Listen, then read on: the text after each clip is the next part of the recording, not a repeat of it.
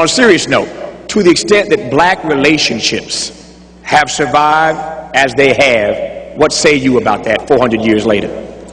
It is amazing that black relationships have lasted for 400 years. They lasted this morning. They're also going to last tonight, and you may not even know the person to whom you're going to have the relationship with. But they do tend to go over. Relationships do go over like that. And as we move into what has happened to this, I know that our relationships sometimes really reach a low ebb. That's one of the reasons why we wrote the book, How to Find and Keep a BMW, a Black Man Working. That was spelled out in there. It's just very serious. Because our relationships didn't start yesterday or last week. It also started 400 years ago when those 19 persons were here. And I want you to remember something very important that one of our by any means necessary power brokers told us, and that was Malcolm X. He said, if we can only remember that you didn't land at Plymouth Rock. Plymouth Rock landed on you. And it's very essential that we kind of keep this in place.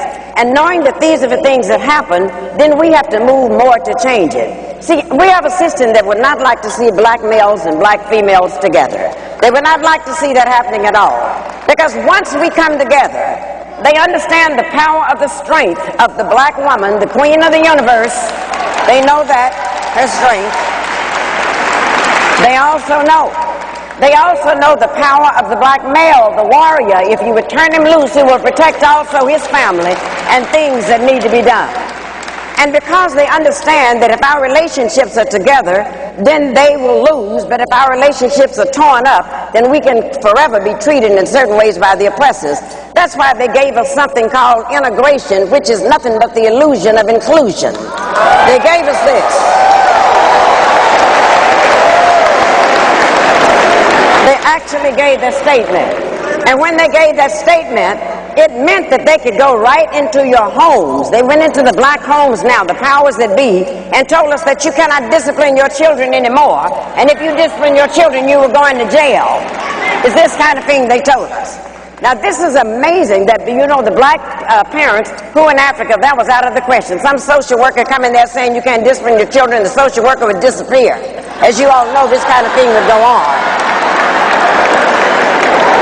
You would be sitting in a place like this, and all you had to do was act up and do something wrong, and all your mother had to do was to glance in your direction. Y'all remember that? And you remember that the glance meant, don't let me have to get up and come over there. And every once in a while in the black family, there was a fool who would challenge the glance. And if you could get home over the foot, over the ironing card, over whatever, you were sent to the backyard to get something off the peach tree. And if you brought something in that was too short,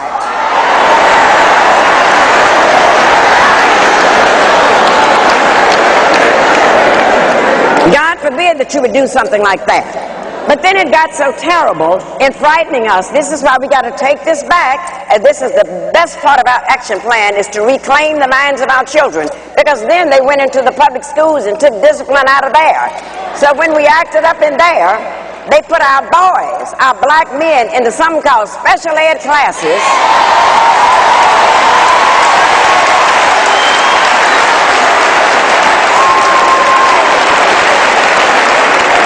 And as you know, those special ed classes are nothing but holding cells until they can go to the state prison.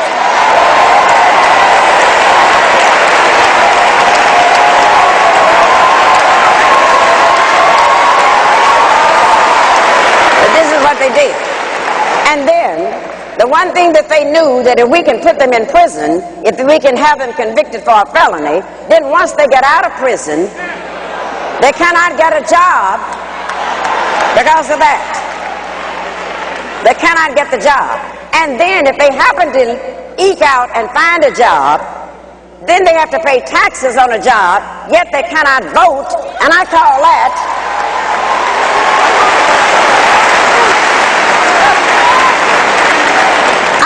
taxation without representation. That's what we're looking at. And if one of the things that we would learn to do, they did a grand thing when they took that discipline away from us, because when they made our parents afraid to discipline the children, then what happened? We found out that the teachers were afraid of the principals were scared of the superintendent was scared of the school board was scared of the parents were scared of the children, and the children ain't scared of nobody.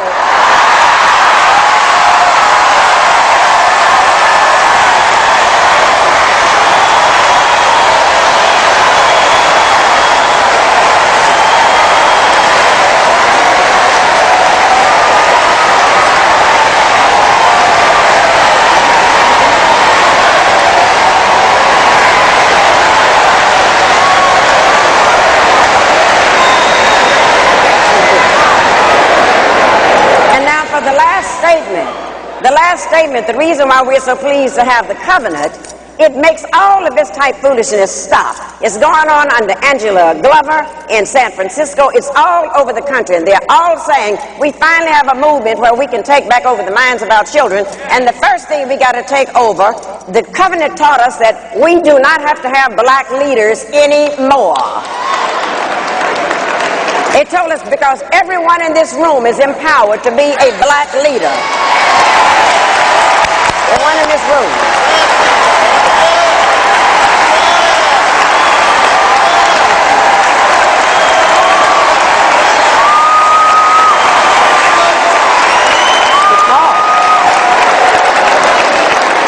Because see, right now, these people that you're calling black leaders are not what they used to be with Marcus Garvey's day. They're not what they used to be back in the days of W.E.B. Du Bois or Martin Luther King. Those were the people that got us together and planted a strategy, and we're not looking for fame. But today's black leaders, I'm afraid, have become leading blacks. And don't ever confuse leading blacks with black leaders.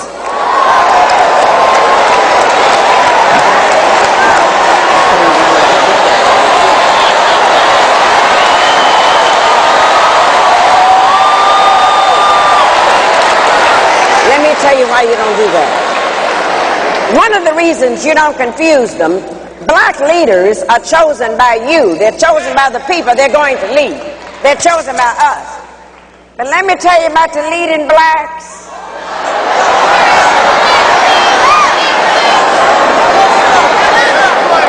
The leading blacks are chosen by the media. Leading blacks are chosen by ABC, all broadcasting Caucasians.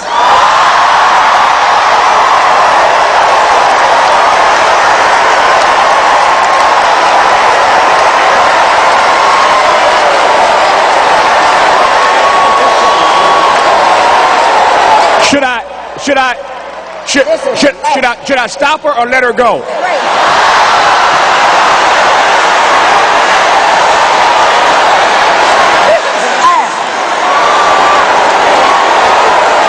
Now this is the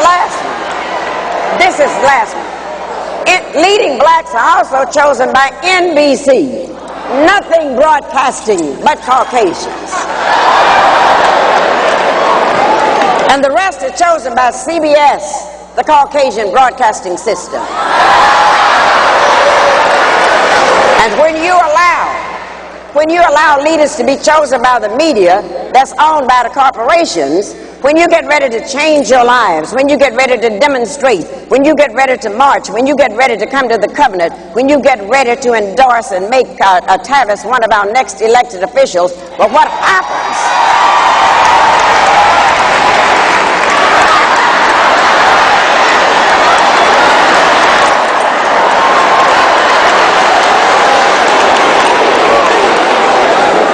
Then you must take the time to carefully watch and see what the leading blacks are doing, because that's when the leading blacks sneak into the door to the corporations, and they will tell the corporations, oh, we know how to go and put them down. We know how to get you some real affirmative action Negroes to come in here and work. We know how to do that. But at the end of the day, the leading blacks lead the corporations, and the leading blacks have gotten paid while we have gotten played.